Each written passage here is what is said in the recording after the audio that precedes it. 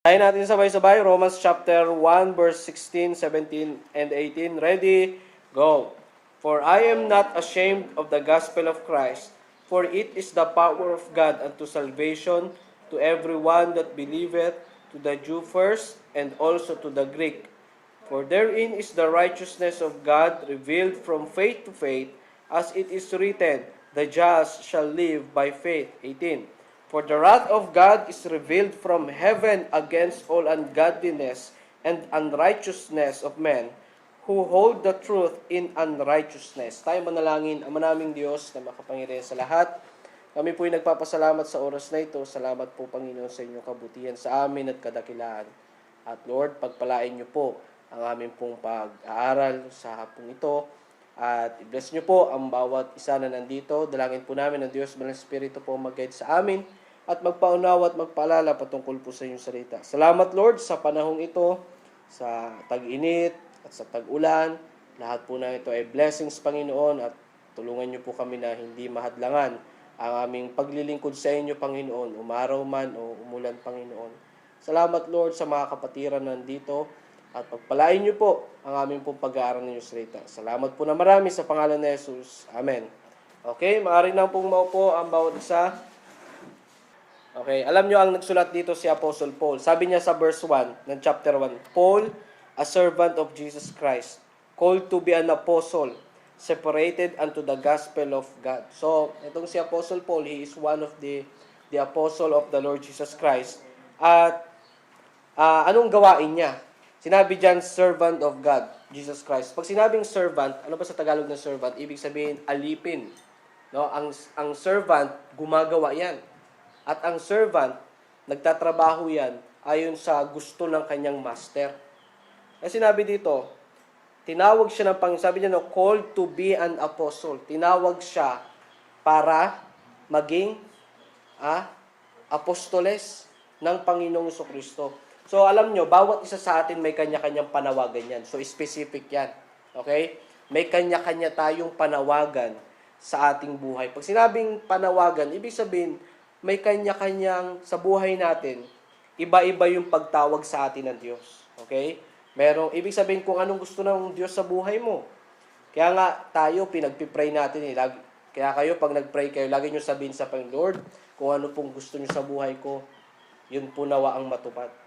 Okay? Bagamat may mga gusto tayo, Lord, gusto ko po maging teacher, gusto ko po maging engineer, pero lagi mong sabihin sa Panginoon, depende po sa inyong kalooban. Kasi kailangan ang kalooban pa rin ng Diyos ang mananaig sa ating buhay. Kasi alam nyo, pag nandun ka sa kalooban ng Diyos, ibig sabihin pag nandun ka sa gusto ng Diyos, masaya ang buhay mo. Tama? Ibig sabihin, pag nandun ka sa sentro ng kalooban ng Diyos, magiging masaya talaga ang buhay mo. Ibig sabihin, yung gusto ng Diyos, nandun ka. Pero alam nyo, maraming Kristiyano ngayon, ito ang gusto ng Diyos, pero ayaw nila. Tama? Ang pagsisimba, gusto ng Diyos yan. Amen? Ang pananalangin, ang pagbabasa ng Biblia, lahat yan gusto ng Diyos. Pero, maraming tao ang umaayaw, lalo na sa mga Kristiyano. Ayaw nila yun, no? Pili ang gusto nilang gawin, gusto nila kung ano yung madali. Alam nyo, pag sinabing servant, ibig sabihin yan, talagang sa hirap at ginhawa, nagtatrabaho talaga yan. Gumagawa talaga yan. Kasi sinabi dito, separated unto the gospel. So, si Apostle Paul, tinawag siya para saan? Para sa gospel. Diba? Diba narinig nyo na yung gospel? Ano nga yung gospel? The death, burial, and resurrection of the Lord Jesus Christ. Ibig sabihin, sa Tagalog ay pagkamatay ng Panginoong Kristo at inilibing siya. Pagkalipas ng 3 araw ay nabuhay namang muli. At ang nakakaligtas sa atin doon, yung gospel, pag nanampalataya tayo, di ba sabi ng Biblia sa John 3:16, whosoever believeth in Him should not perish but have everlasting life. So, kung nalaman mo na ang Panginoong Kristo ay namatay dahil sa ating kasalanan, inilibing, pagkalipas ng 3 araw ay nabuhay namang muli. Kung alam mo lang yun, pero hindi ka naman naniwala, hindi ka naman nanampalataya, sabi ng Biblia, hindi tayo maliligtas. Kaya, kailangan doon, number 1, at yun lang talaga ang kailangan, yung ating pananampalataya sa Panginoong Kristo. So, amen? So, yun yung nakaligtas sa atin. Sabi sa John 3:16, sa sa ano pa?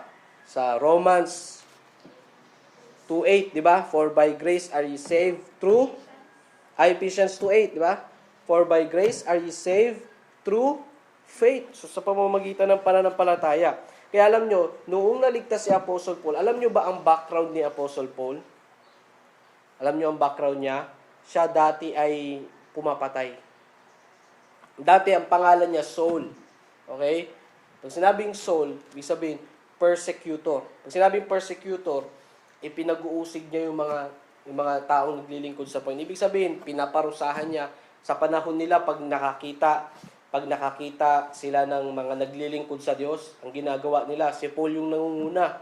Meron siyang warrant of arrest. Tapos, alam niyo yung warrant of arrest, di ba? Yung para huliin yung tao. Pag nakita niya na yung mga tao, naglilingkod to sa Panginoon na, huliin nila yan, kakalagkarin nila, paparusahan nila, bubugbugin nila, ikukulong nila, ang malupit dyan, papatayin nila. Yun yung trabaho ni Saul dati. Okay? Pero, alam nyo ba, nagbago bigla yan. Nung siya ay nakasakay sa isang kabayo. Tapos, habang tumatakbo sila dun, okay, merong isa siyang nakitang liwanag. Tingnan natin sa Acts yun. Hanapin natin sa Acts para maunawaan nyo. Okay, naalala ko lang eh. Pero mas maganda para maunawaan nyo talaga.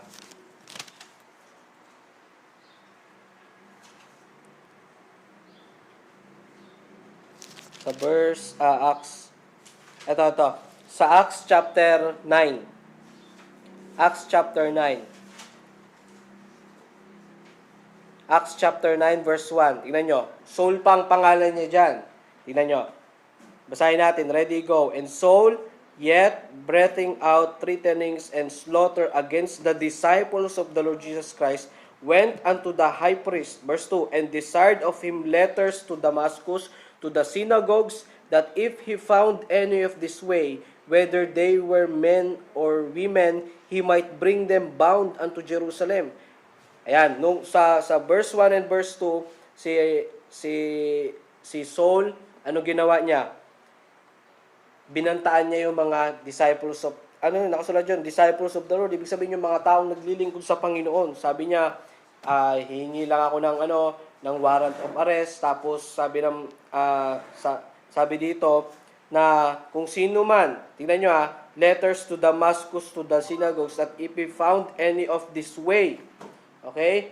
To be found any of this way. So, si Apostle Paul, si Saul pa dati ang pangalan niya,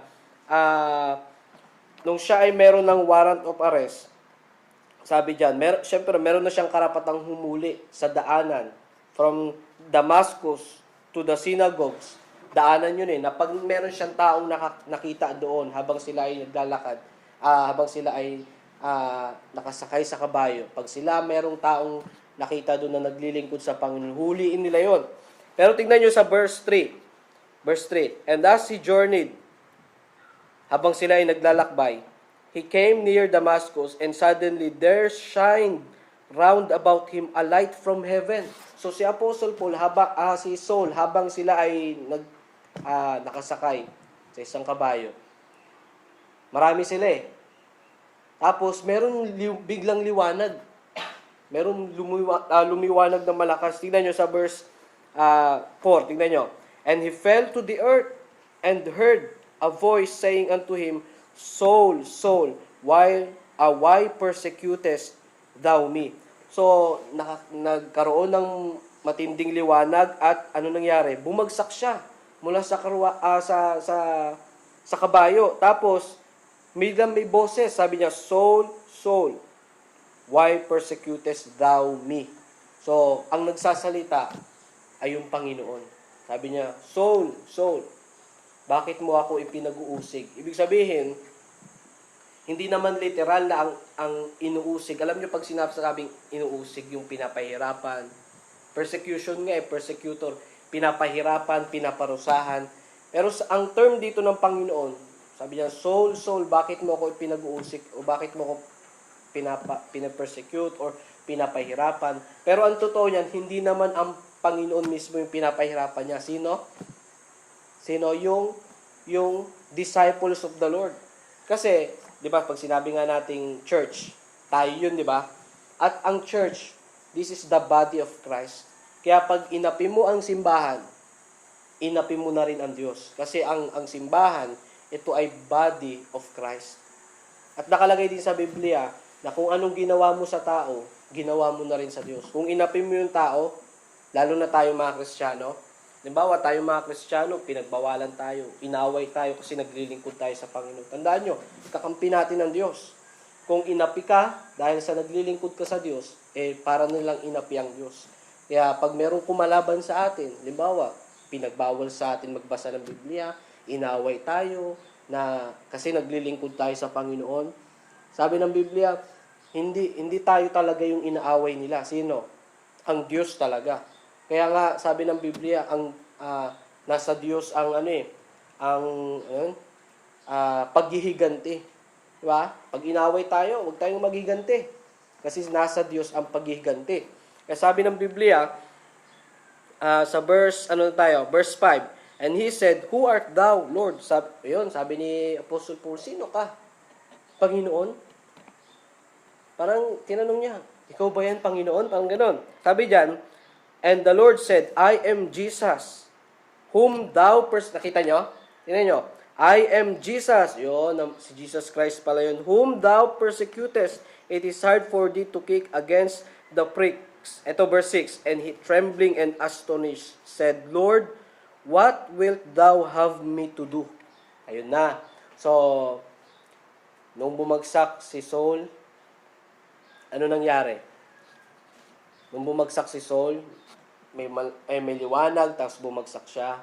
Tapos, sabi ng Panginoon, Saul, Saul, bakit mo ako pinag-uusig? So, sabi ni Saul, sino ka, Panginoon? Ikaw ba yan, Panginoon? Parang gano'n. Tapos, sabi, I am Jesus. Ako si Jesus, na yung pinag-uusig. At ano nangyari kay Saul?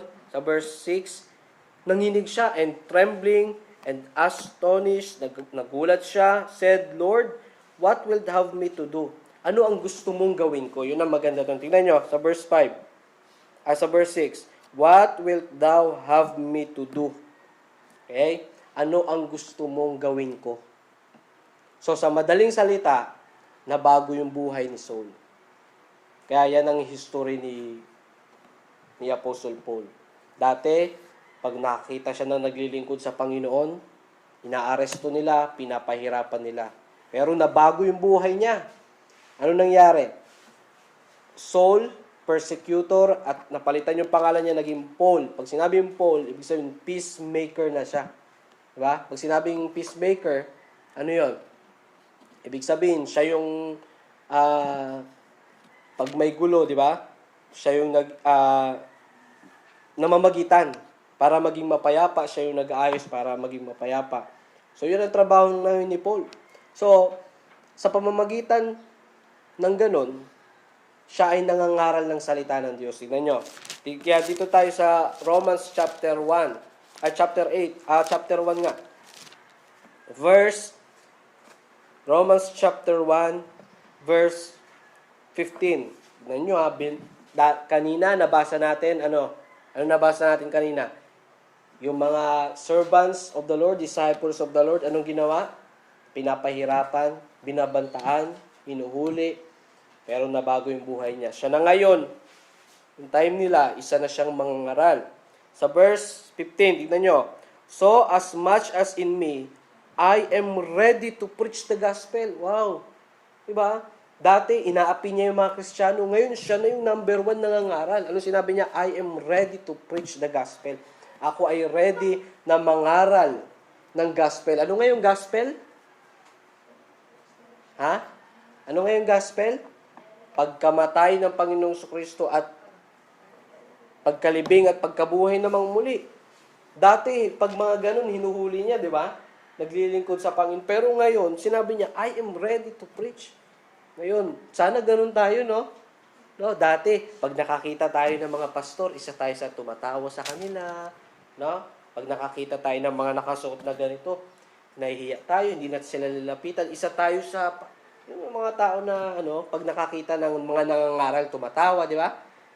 Kinukutya nila, tapos pinag-uusapan nila, tapos pagtatawanan nila. Pero ngayon, iba na tayo, amen? Iba na tayo. So dati, di ba? Siguro ano kayang expression nyo sa akin nung nakita nyo ako dito nung nagbabahay-bahay? Ano kaya nasa isip nyo, no? Diba, parang nakakahiya, parang ganon. Pero, noong naturuan na kayo ng salita ng Diyos, doon nyo mas lalong naunawaan. Amen? Yung kahalagaan ng salita ng Diyos. Kaya, nung kayo ay tumanggap na sa Panginoon, di ba, sabi nga ng Biblia, tayo ay, may bagong buhay na tayo. Amen? So, sabi ng Biblia sa 2 Corinthians 5:17, di ba? Nakasulat doon, all things are passed away. Lahat ng lumang bagay ay lumipas na.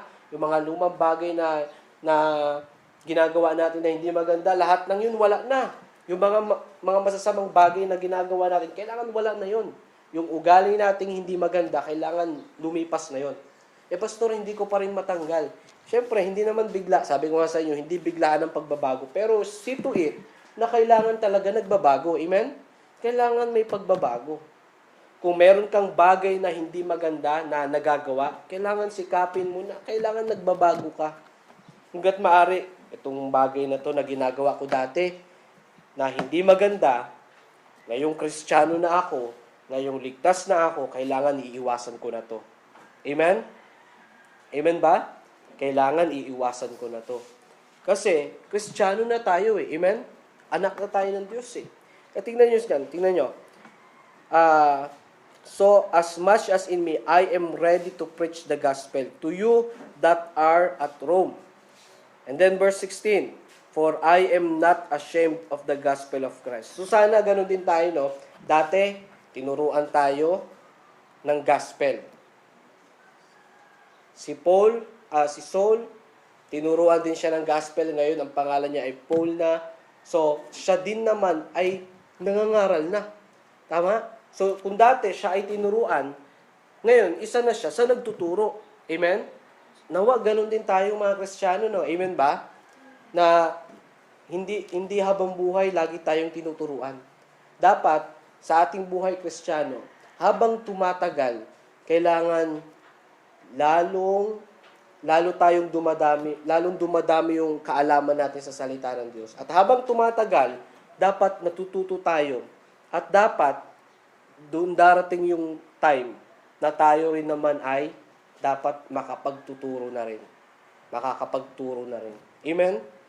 At halimbawa, yung teacher, kung gusto mo maging teacher, syempre kahit anong course, kahit anong trabaho yan, kailangan dumadaan muna sa pagtuturo, di ba? Tuturuan ka muna. Hindi ibig sabihin na gusto ko maging teacher o teacher ka na agad. No, magtuturo ka na agad. Hindi ganon. Kailangan dumadaan ka muna sa pagtuturo. Kaya ngayon, proseso ito eh. Bago kayo magturo sa iba, bago natin gawin yung ginawa ni Paul na ready na siyang magturo ng gospel sa iba, sa mga tao, bago yun, tinuruan muna din siya. Ganon din tayo. Alam nyo, ang pagtuturo sa labas ng salita ng Diyos, lahat tayo, yan ang trabaho natin. Lalo na tayo mga miyembro ng simbahan. Once na ikaw ay natuto, di ba sabi ko nga sa inyo, ano yung ituturo natin sa labas? Yung katiyakan ng kaligtasan. So darating yung time na pag natuto na kayo, makakasama ko na rin naman kayo nalalabas at magbabahagi din ng salita ng Diyos. Amen? Alam nyo, kailangan dyan yung puso eh. No? Pag maunawaan nyo talaga yung salita ng Diyos, doon kikilos talaga na. Marirealize nyo na kailangan talaga ng mga tao yung katiyakan ng kaligtasan. So isipin mo lang, pag yung mga tao dito sa labas, hindi makapakinig ng salita ng Diyos, hindi maturuan ng katiyakan ng kaligtasan, on the spot yan, pag sila binawian ng buhay, sa impyerno sila pupunta. Kaya alam nyo, marami tayong pinagkakaabalan sa buhay. Tama? Marami tayong pinagkakabisihan. Nagtatrabaho tayo, nag-aaral tayo, nagmo-module tayo, marami. Pero alam nyo, bilang Kristiyano, meron din naman tayong mga gawain na dapat nating isaalang-alang. Lalo na pag paglilingkod sa Panginoon. Yan ang karamihang nakakalimutan ng mga Kristiyano. Masyado silang busy sa ibang bagay. Masyado silang busy sa gadget. Masyado silang busy sa kaibigan. Masyado silang busy sa kapitbahay o kung saan-saan. Pero dapat, wag nating kakalimutan na maging busy din pagdating sa Panginoon. Amen? Ikaw ba, nasubukan mo na ba maging busy sa prayer, sa panalangin? Nasubukan mo na ba maging busy sa pagbabasa ng Biblia? Nasubukan mo na ba maging busy sa pagsisimba? Yung tipong pag inaya ka, tara, punta tayo. Wait lang ha, kasi nagbabasa ako ng Biblia, busy ako. Sana yung masarap, no? Na magiging busy tayo sa gawain ng Panginoon. Amen? Kasi alam nyo, nakakahiya sa Panginoon kung marami na tayong napakinggan na salita niya, pero wala talaga nagbabago sa atin. Kailangan talaga sikapin natin na hanggat maaari nagbabago tayo. Amen? May pagbabago talaga. Kasi, mahirap. Okay? Alam nyo ang isang bata na hindi lumalago. Anong tawag sa isang bata na hindi lumalago? Ibig sabihin, alam nyo yung mongoloid? No, yung tipong matanda na, isip bata pa rin. No, meron bang dito? Meron dito mongoloid. Dito sa sa area natin. Wala yata, no? Pero nakakita na kayo ng ganon. Anong itsura nila? Diba? Pare-parehas yung itsura, no? Tapos, may edad na, pero bata isip pa rin, no? Sana hindi tayo maging ganon, no? Sa buhay Kristiyano natin. Ngayon, bata pa lang naman kayo, ilang buwan pa lang kayong Kristiyano. So, naunawaan ko kayo. Pero sana, siyempre, sikapin natin na habang tumatagal, kailangan talaga natututo tayo ng salita ng Diyos. At hindi lang basta natututo, kailangan ginagawa talaga natin. Amen ba? Sikapin natin na magawa. Kasi si Apostle Paul, nung siya ay naligtas, sinikap niya na gumawa siya. Kaya nga dati siya yung tinuruan, pero ngayon siya na yung nagsabi na, I am ready to preach. Sana ganun din tayo, no?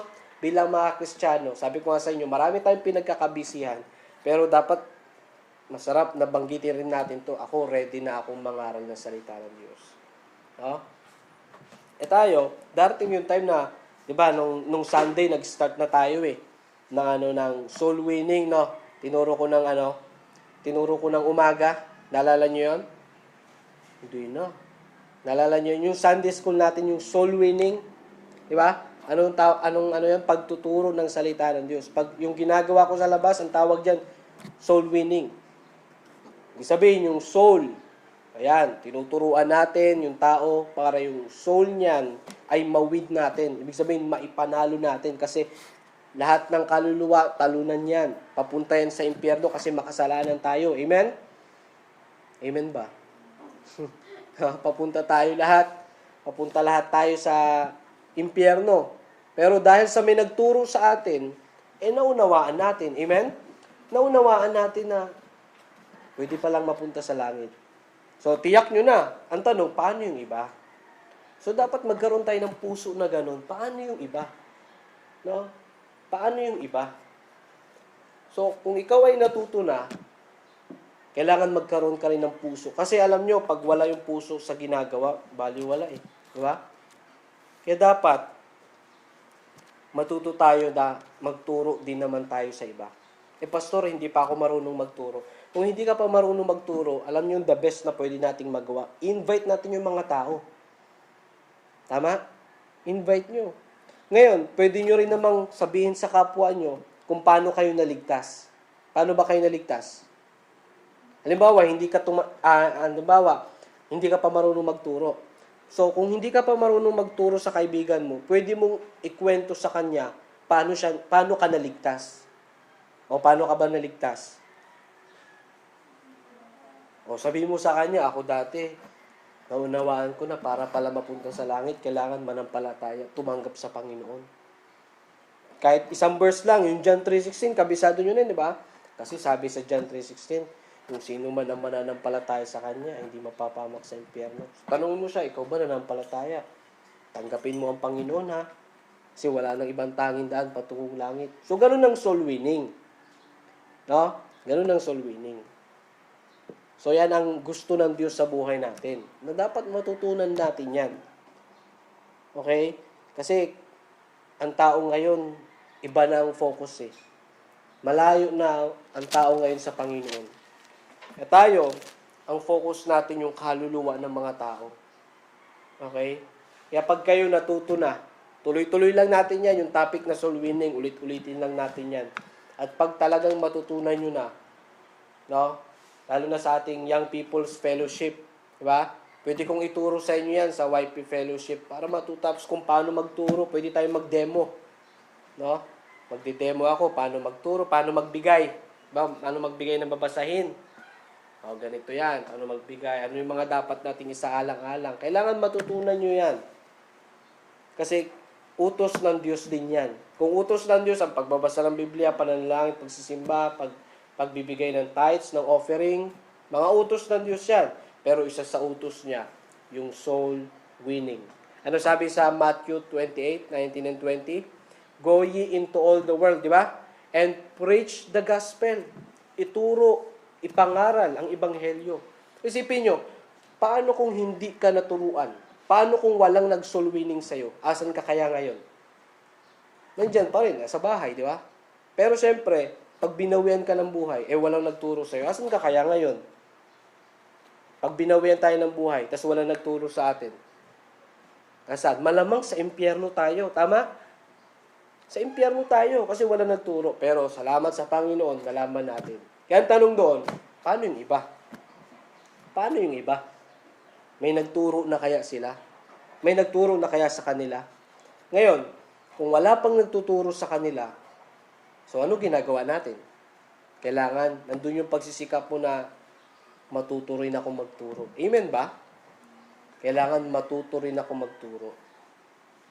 Alam nyo, wala nang panahon ngayon para magpakuya-kuya-kuy. Kailangan sikapin natin na maturuan yung mga tao. Huwag tayong mahiya, no? Sabi nga ni Apostle Paul, tingnan nyo sa verse 16. I am not ashamed of the gospel. Hindi ko ikinahihiya. Kaya dapat tayo, hindi tayo mahihiya. Amen? Huwag tayong mahiya na magdala ng Bible. Pupunta sa church, maayos ang suot, may dalang Bible, huwag tayong mahiya. Amen? Yung iba, nahihiya eh. Di ba? Punta tayo sa church, nakapalda, nakaayos ng damit, huwag tayong mahiya. Ipakita na, sabi ko nga sa inyo, di ba? Ipakita natin na Kristiyano tayo. Tama? Pakita mo, Kristiyano ka. Alam nyo, ang Kristiyano, may kaibahan ang pamumuhay niyan kaysa sa ibang tao. Ipakita natin dito sa lugar natin na iba tayo, tunay tayong Kristiyano. Kasi kung tatanungin mo yung mga tao dito, Kristiyano ka ba? Oo, Kristiyano ako. Kristiyano ka ba? Kristiyano. Kahit yung manginginom, tanungin mo, Kristiyano ka ba? Oo, Kristiyano ako. Umaano-ano pa yun kasi lasing. Ano tawag doon? Sinok-sinok pa yun. Kasi lasing. Pag tinanong mo, Kristiyano ka ba? Oo, sasagot yan. Kristiyano yan. Ayun, nag-iose. Kristiyano ka ba? Oo. Diba? Kahit saan. Kahit yung siguro dito, kahit yung nagda-drugs, tanungin mo, Kristiyano ka ba? Oo. No? Maga na yung mata. Drugs, marijuana. Kristiyano ka ba? Musasabi yan, Kristiyano yan. Lahat dito, lahat. May Muslim ba dito? Kasi yan ang isip nila pag hindi daw Muslim, Kristiyano. Hindi ganon. Sa Bible, ang Kristiyano, sino yung mga yon? Yung mga tumanggap, di ba? Mga ligtas. Di ba? Gusto ganito. Tatanungin mo yung kaibigan mo, di ba? Kristiyano ka ba? Pag sinabi niyang, oh, Kristiyano ako. Tanungin mo, paano ka naging Kristiyano? O paano? Pag ang sagot nila ay, kasi bininyagan ako sa Katoliko. Di ba may mga ganon? Na, di ba, pag bininyagan, may nakasulat pa nga, welcome to the Christian world. Sino sa inyo nakabasa ng ganon? Welcome to the Christian world. Hindi totoo yun. Sa Bible, pinaliwanag ko sa inyo yan di ba? Sa Bible, yung bata, hindi yan binibinyagan. Di ba, ano yung binyag? Binibisikan ng tubig, di ba? Yung iba sa Facebook, kung mapanood mo, nilulublob sa tubig eh. Sa Bible, walang ganon. Okay? Sa Bible, walang ganon. Ang baby, ang bata, hinahandog yan sa Diyos. Ibig sabihin, pinapanalangin, ibinibigay sa Diyos. Hinahandog, pinagpipray. Ang tawag doon, child dedication. Okay? Dinededicate yung bata sa Diyos. Pero yung binyag, wala sa Bible yan. Okay? Kaya, alam nyo, huwag tayong mahiya na tayo ay mga Kristiyano. Pakita natin. Diba? Kaya pag tinanong mo yung kaibigan mo, Kristiyano ka ba? Oo. Paano ka naging Kristiyano? Ngayon, kayo, paano kayo naging Kristiyano? Ang sagot dyan, kasi nanampalataya ako at tumanggap ako sa Panginoon. Tama? Yun ang Kristiyano. No? Pero kung ang sagot niya, kasi hindi ako Muslim, mali. Kasi nabinyagan ako sa Katoliko, mali. Ang Kristiyano ay yung mga tumanggap sa Panginoon. Diba? Kaya pag nagtanong ka ng tao, Kristiyano ka ba? Oo. Bakit ka naging Kristiyano? O kasi bininyagan ako sa Katoliko. Mali. So, ibig sabihin, hindi siya saved. Ibig sabihin, hindi siya tumanggap sa Panginoon. Pero pag ang sagot niya, oo, kasi tumanggap ako sa Panginoon, nanampalataya ako sa Kanya. Yun, tunay na Kristiyano yun. Diba? Doon yung malalaman kung sino yung tunay na, minsan, talungin nyo, sino kaibigan nyo, sino yung kaklose nyo, minsan tanungin nyo, Kristiyano ka ba? Ang number 1 sasagot niyan, oo. No, oo yan. Ang tanong, paano ka naging Kristiyano? Dapat ang sagot niyan, para malaman mong totoo siyang Kristiyano, kailangan ang isasagot niya. Kasi, tumanggap siya sa Panginoon. Pero bihira lang yung makakasagot ng ganyan, no? Bihira lang. Sasabihin nilang oo. Pero pag pina-explain mo na, paano? Bihira lang yung sasagot na kasi nanampalataya ako, tumanggap ako sa Panginoon. Okay? So yan ang tunay na Kristiyano, mga tumanggap at nanampalataya sa Panginoong Kristo. Sabi diyan ni Apostle Paul, I am not ashamed. Ano yung ashamed? Hiya. Sinabi niya, I am not ashamed. Ibig sabihin, hindi ako nahihiya. So tayo, wag nating ikahiyang Kristiyano tayo. Amen? Wag nating ikahiya. Sa bahay nyo, nahihiya ba kayong mag-pray pagkakain? Nahihiya ba kayong magbasa ng Biblia? Baka makita ko ng mga kapatid ko, ng kaibigan ko. Nahihiya ako na ganito. Diba? Hindi, iba tayo eh. Ipakita natin na iba tayo. Ipakita natin, di ba? Pag sabi ko nga sa inyo, pag tinanong nyo lahat ng tao dito, magsasabi yan, Kristiyano sila. Tama? Magsasabi yan.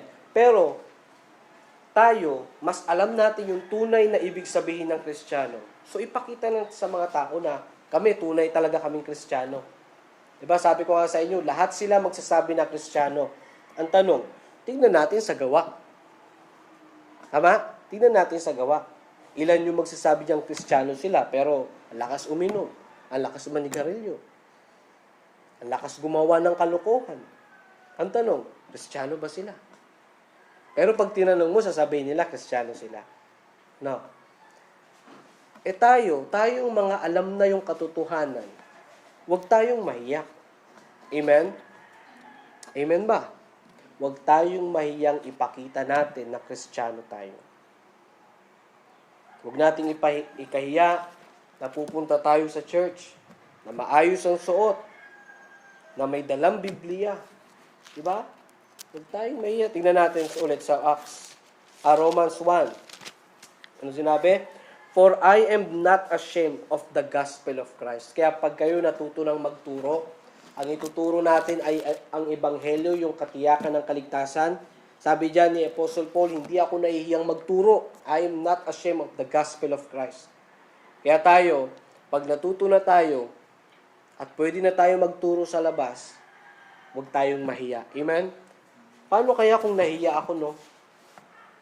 Halimbawa, nandito lang ako sa loob. Ay, ayokong lumabas, ayokong pumunta sa bahay-bahay. Bakit? Nahiya ako eh. Paano kaya pag nahiya? Nandito kaya kayo ngayon kung nahiya ako? Wala, no? Sipin mo, talagang para sa kaluluwa ng mga tao, inalis talaga yung hiya ako. Inalis ko talaga yung hiya ko. Nakasuot ako ng ganito. Nagbahay-bahay ako. Inalis yung hiya. Para saan? Para sa kaluluwa ng tao. Isipin nyo, hindi naman tayo magkaano-ano eh, tama? Kaano-ano ko ba kayo para lalabas ako, mainit, tas tuturuan? Magkakaano-ano ba tayo? Wala naman eh. Pero, bakit ako lumabas at inalis yung hiya? Bakit? Kasi lahat tayo may kaluluwa. Ayoko na ako lang yung maliligtas. Amen? Ayoko na ako lang yung tatanggap sa Panginoon. Ayoko na ako lang yung pupunta sa langit. Kailangan nakita ko na dapat bawat tao din dito matutunan nila kung paano mapunta sa langit. Amen ba? Dapat ganun. Kasi balang araw, kung hindi ako lalabas at hindi ako magtuturo dito, at pag namatay yung mga tao, at magkita kami, ako nasa langit, kayo nasa impyerno. Tama? Kasi nahiya ako eh. Sabihin, Pastor, bago ka pa lang naman doon sa lugar namin, hindi mo man kami tinuruan. Di ba ganun na mangyayari? Di ba?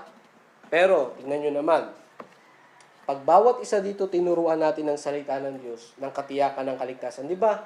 Karamihan dito, pag tinuruan mo, tumatanggi, di ba? Yung iba nagbibisi-bisihan, yung iba nakatambay lang. Pag lalapitan mo, biglang tatayo, biglang aalis eh. No? Akala mo, busy. Ay, Pastor, busy. Busy. Pag wala, babalik sila, kumpulan ulit. No? Pag umalis na, kumpulan ulit. No? Susap-usap ulit. Di ba? Bakit kaya pag salita ng Diyos, ganun sila, no? Pero pagdating sa walang kwentang bagay, pag mga lasingan, inuman, okay sa kanila, no? Pero bakit pagdating sa pagtuturo ng salita ng Diyos? Busy, pastor busy, di ba? Kaya pag nagturo nga ako, kahit sinasabi ko sa kanila, kahit 5 minutes lang po, kahit 10 minutes lang po, wala talaga eh. No? Wala talaga. Busy talaga, busy. Pero, yun ang choice nila. Ang tanong doon, pag binawian sila ng buhay, saan sila? Di ba? Magiging katulad sila ng isang mayaman. Di ba? Rich man and Lazarus, yung kwento natin noong nakaraang saan. Magiging katulad nila yung isang mayaman na pag binawian ng buhay on the spot, namulat sa impyerno. At anong request niya, di ba? Kung may mga kapatid ako doon, baka pwede mong ipadala doon si Lazarus para maturuan sila. Ano sabi ni Abraham? May mga propeta ako doon, hayaan mo na makinig sila doon. Parang ganito sa panahon natin ngayon. Alam niyo ba, maraming sa impyerno ngayon ang nagpipray na yung mga tao dito hindi mapunta sa impyerno. Ano sasabihin ng Diyos? Meron doon mga tagapagturo sa lugar nyo. Hayaan mo na yung mga kamag-anakan mo doon, mga kapitbahay, ay makinig. Pero anong problema sa mga tao ngayon? Pag lumabas ka at nagturo ka, karamihan ba sila sa kanila nakikinig? Hindi. Anong ginagawa? Umaalis. Sabihin busy. Bihira lang yung magsasabi na, sige po, pastor, turuan mo kami. No, bihira lang, no? Buti nga kayo, pumayag kayo eh. No? Na nung tinuruan ko kayo, talagang tumanggap kayo sa Panginoon. Amen? So, kawawa ang buhay ng tao. Lalo na yung kaluluwa. Yun lang ang focus natin, no? Ilagay nyo yung tanong sa isip at puso nyo. Ilagay nyo na, paano kung yung mga tao dito hindi tumanggap sa Panginoon? Saan sila pupunta? So, ano gagawin natin? Tayo yung gagamitin ng Diyos para magturo sa mga tao. Amen? Kailangan, ipag-pray nyo na, Lord, tulungan nyo po ako na matuto rin ako magturo. Yan ang prayer ko sa inyo, na hindi lang kayo matuto magpiano, maggitara, maggawa dito sa simbahan. Ang prayer ko rin sa inyo, matuto magturo ng salita ng Diyos. Alam nyo kung makikita nyo yung church namin, di ba nakikita nyo sa FB? Yung church namin, nakikita nyo, di ba? Di ba may mga post sila na minsan nagsusoul winning sila, nagtuturo. Nakikita nyo ba yan? Yung church namin sa Bulacan, nagtuturo sila, nagpo-post sila. So, nakakatuwa pag kayo din ay natuto. Amen? Nakakatuwa. Sa ating mga Kristiyano, gayahin natin si Apostle Paul, no? Hindi siya nahiya. I am not ashamed of the gospel of Christ. Huwag tayong mahiya na magturo. Tayong mga Kristiyano, kung yung mga tao nga, walang hiya no? Pag nalasing, sigaw ng sigaw. Hindi nahiya Pagdating sa away, hindi nahiya. Pero bakit pagdating sa tama, yun, maraming Kristiyano ang nahihiya. Pagdating sa paggawa ng mga hindi maganda, hindi tayo nahihiya. Pero sana ganun rin naman sa paggawa ng mabuti, no? Sa pagtuturo sa tao, pag-pray niyo yan. Lord, tulungan niyo po ako na magkaroon ako ng puso sa kaluluwa ng tao. Na maturuan ko rin ang bawat tao. Amen? Maturuan ko rin ang bawat tao ng katiyakan ng kaligtasan. Kasi, pag ang tao talaga namatay, wala talaga, kawawa ang buhay. Kaya kailangan ilagay nyo sa puso nyo yan. Kung tunay kang Kristiyano, ilagay mo sa puso mo yan na kailangan magkaroon ako ng puso na handang magturo. Handang magturo ng salita ng Diyos. Amen? Kaya tayo, magtuturo tayo ng salita ng Diyos. Amen? So, maaring sa panahon ngayon, ako lang muna kasi hindi pa kayo natututo. Pero dahan-dahan yan. Tuturuan ko kayo kung paano. Amen ba? Sino gusto dito na magturo? Dapat lahat tayo. Amen? Talaga. Lahat talaga. Kasi simula nung naligtas ka, tumanggap ka sa Panginoon, kailangan yung alam mo, dapat ipasa mo rin sa iba. Natutunan mo na, di ba? Halimbawa, parang ganito yan eh. Naglalakad ka sa isang daan. Tapos, nung naglalakad ka sa isang daan, nakakita ka ng ahas. Ahas na may tawag doon, may kamandag, cobra, halimbawa. Nakita ka ng ahas. Tapos, nakita mo. Tapos, ginawa mo, nilagpasan mo, talagang iningatan mo, bakit tukulawin ka. Nung nakalagpas ka, tapos, habang naglalakad ka na ngayon, biglang may nakasalubong mo yung kaibigan mo. Papunta rin siya doon. Ano gagawin mo? Hayaan ko nga to, para matuklaw din siya. Kasi kaaway ko yan eh. No? Ganun kaya ang gagawin mo? Ganun kaya? Ano sasabihin mo? Uy, kaibigan, may nakita kasi akong ahas. Huwag ka na dumaan dun kasi baka matuklaw ka. Kung matigas ang ulo, hayaan mo na. Pero, winarningan mo siya, tama? Winarningan mo siya, uy, huwag kang dumaan dun kasi matutuklaw ka ng ahas dun. May cobra dun. So, kung naunawaan ng kaibigan mo yun, ay ganun ba, salamat, sinabi mo ha. No? Doon pa naman talaga ako dadaan, pero salamat talaga, sinabihan mo ako. Alam nyo ba, ganun din sa atin yan. Ngayon, nalaman mo na kung paano mapunta sa langit. Pag nakita mo yung kaibigan mo, papasok sa isip mo, pag siya kaya namatay, tiyak niya kaya na sa langit siya pupunta. Parang ganun yung senaryo, di ba? Parang ganun yung senaryo na, huwag ka na pumunta dun kasi may ahas dun, matutuklaw ka, mapapahamak ka. Bakit mo sinabi yun? Kasi ikaw mismo naka-experience na. Pero hindi ka naman natuklaw. Tama? Kumbaga nakita mo lang, kumbaga may warning ka na sa sarili mo. Ngayon, alam mo na, kaya pag duman yung kaibigan mo, sasabihin mo sa kanya, may ahas doon, huwag kang pumunta doon. Ganon din yan sa katiyakan ng kaligtasan. Okay? Yung kaibigan mo, papunta yan sa daan ng kapahamakan. Kasi mapupuntang impyerno yan. Ano gagawin mo sa kanila? O kaibigan, huwag kang ikaw ba pag binawian ka ng buhay, tiyak mo na ba na sa langit ka pupunta? Karamihang sagot niyan, hindi no? Yung iba, oo, bakit? Kasi mabait ako eh. Oo, bakit? Kasi miyembro ako ng simbahan eh. Ganun yung ibang sagot. Bihira lang yung sasagot na kasi tumanggap ako sa Panginoon. Ngayon, pag tinanong mo siya ng ganun, at di niya talaga alam kung paano mapunta sa langit, doon na mag-uumpisa. Ay ganun ba? Hindi mo alam? So dahil hindi ka pa marunong magturo, ano sasabihin mo? Sige, sa linggo sama ka sa akin sa church. Para Para maturuan siya. Hindi ang pagsama sa simbahan ang nakakaligtas ha. Ang nakakaligtas doon, kapag napunta siya sa simbahan, siyempre, yung pastor magtuturo ng katiyakan ng kaligtasan. At kapag napakinggan niya yon, maliligtas yung kaibigan mo. Di ba? So yung senaryo na, huwag kang dumaan dyan kasi may ahas, parang ganon, tama? Kaya nakakalungkot. Kaya nga dito sa lugar, pag may namatay, iniisip ko, saan kaya ang kaluluwa niyan? Lalo na yung, ano nyo yung sa tapat, yung matanda namatay. Ha? Parang ante mo, no? Ang tanong, ang tanong, ligtas kaya yun? Kasi alam nyo, marami na akong naalok dito. Alam nyo, karamihan tumatanggi. Puro matatanda. Nalulungkot ako eh. Kaya binawian siya ng buhay. Pag binawian kaya siya ng buhay,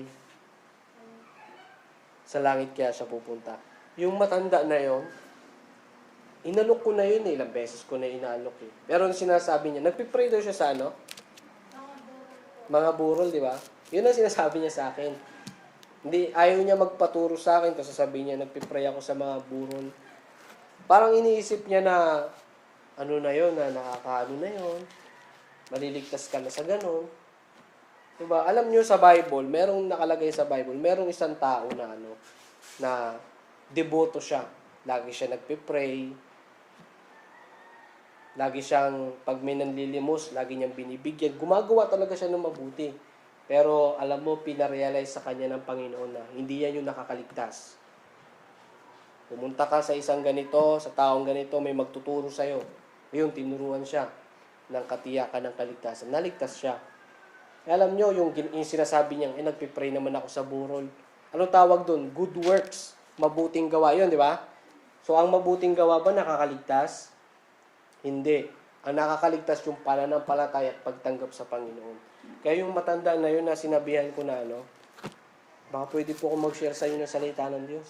Tapos sinabi niya na, nagpipray naman na ako sa mga burol. Ngayon, binawian siya ng buhay. Asan kaya siya ngayon? Sana tumanggap siya sa Panginoon. Pero never ko kasi siyang nabahagian eh.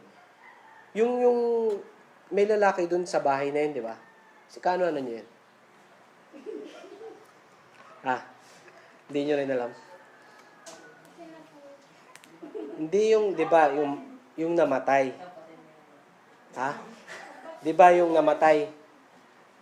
Na matanda. Di ba may lalaki pa sa bahay nun? Ano niya yun? Hindi niya pala asawa yun, no? Akala ko dati. Alam niyo yun, di ba, buhay pa yung lalaki. Alam niyo yung lalaki na yun, naturuan ko yun. Sana totoo siyang tumanggap. Pero yung babae, umiiwas yun. Yung matanda. So, nung nabalitaan, nakita kong nakaburol na, pumasok sa isip ko eh. Totoo kaya siyang tumanggap sa Panginoon? Kailan nga siya namatay? Kailan siya namatay? Bago lang? March? Parang mga ganun yata, no? March. Anong buwan na ngayon? June. March, April, May, June. Isipin nyo tingnan nyo. Kung namatay siya ng March, April, May, June, isipin nyo 4 months na siyang nasa impyerno ngayon. Isipin nyo yung hirap.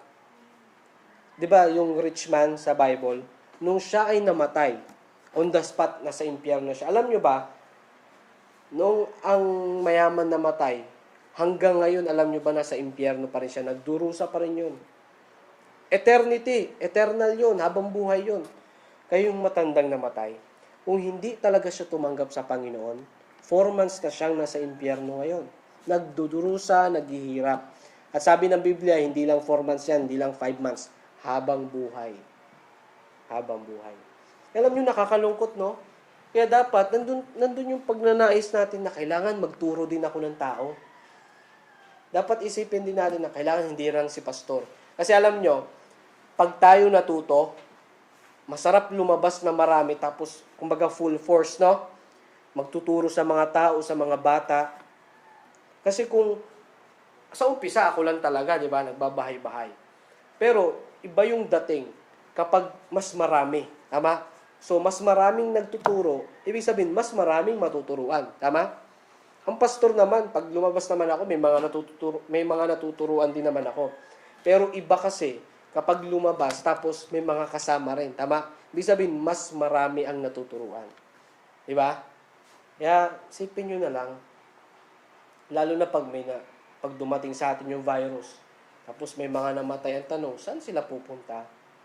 Diba? Wag lang nating isipin yung pansarili lang natin. para sa kapakanan ng pamilya natin. Sabi ko nga sa inyo, marami tayong pinagkakaabalahan. Pero tayong mga Kristiyano, ang trabaho din natin ay magbahagi ng salita ng Diyos. Amen? Amen? Magbahagi ng salita ng Diyos. Kaya alam nyo, seryoso tong bagay na to. Gaya natin sa Apostle Paul, I am not ashamed. Dapat hindi tayo mahiya. Hindi tayo mahiya na ipakita na Kristiyano tayo. At ipag-pray mo na hindi rin ako mahihiya. Na kapag natuto na akong magturo sa tao, talagang lalabas ako. Samahan ko si pastor, no? Ang ganda yun, magkakasama tayo. Tapos maglilibot tayo, mamimigay, magtuturo. Amen ba? Amen.